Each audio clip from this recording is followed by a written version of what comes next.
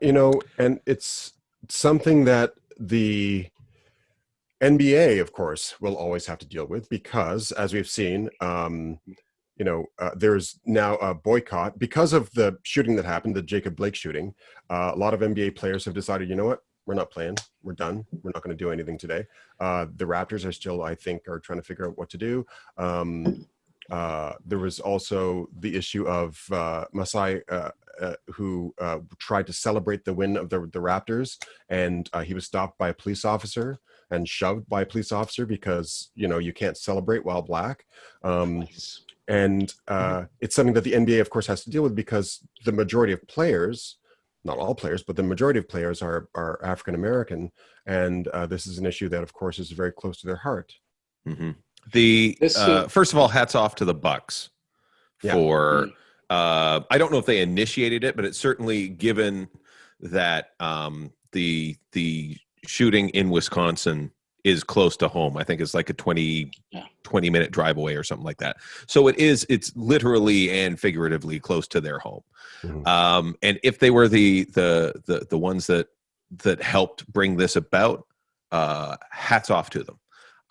It was so great to see something happen, and you can just see the frustration in the team that nothing is happening. And to our point here, it's going to take a lot for other things to happen. My favorite thing that did happen today, though, was watching people screen grab all of the bots that were using the exact same text and just posting about different teams.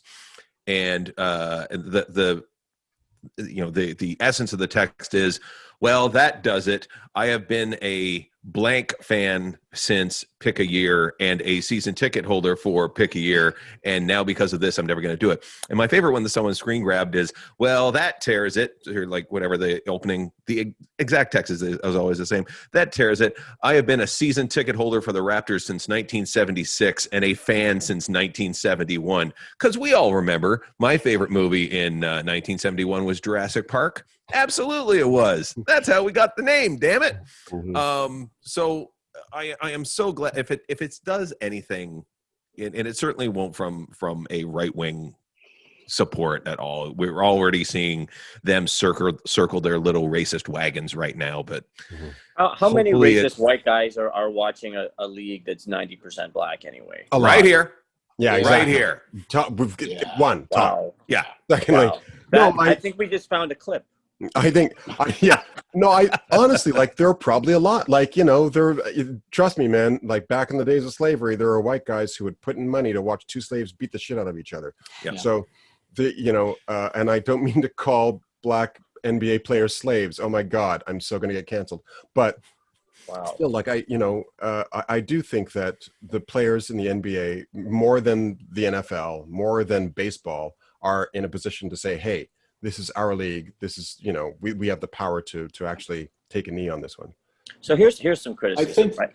And I'm a big basketball fan, right? So I watch. You're the biggest basketball fan around here, and I'm darker than you are. Yeah. Yeah. Look, I was a basketball columnist internationally for 3 years, right? Like I literally was writing about basketball all the time, right? So I love the sport.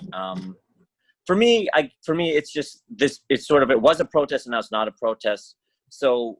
And I'm a hardcore basketball fan. I'm a Raptors fan. We have a legitimate chance to win. But, for me, like, all the social justice stuff comes first. I mean, these are human beings. And, I can only imagine what it's like to be not just black, but American. And you all their friends and family. I mean, Stephen Jackson was a very famous basketball player. And he was a friend of George Floyd, right? So, and then he became, very vocal in the Black Lives Matter movement. Like, they're very, like, those worlds are so intertwined in a way, I think, as Canadians, we can't fully understand. Mm-hmm. But I get it, and I'm on board. But for me, the problem is, okay, so the Bucks decide, without talking to anybody, okay, we're boycotting, and then everyone was like, oh, I guess we're boycotting, and then all the sports start boycotting. And I'm like, okay, got it. And then now it's like this idea of, oh, like, athletes can make a difference is sort of in the conversation. Mm-hmm. And then today they announced, okay, we're gonna continue all the games. And now I'm like, oh, like, I'm a basketball fan, but I'm like, well, here's the thing. Like, is it a boycott? because that was a big question that was raised. Right. I can't remember who raised it, but it was the LA Times, because ultimately what they're doing is delaying. Like what they're doing is out of protest, they're delaying out of like, you know, if 9/11, you know, when 9/11 happens, people don't boycott 9/11. They just cancel plays, they cancel shows, they cancel whatever. So I think that the calling it a boycott is a bit political. This was a strike. Yeah. By sheer definition, because a boycott means I'm withholding funds or activity from a particular entity and not doing it that way. If we as fans decided not to go to games, that's a boycott.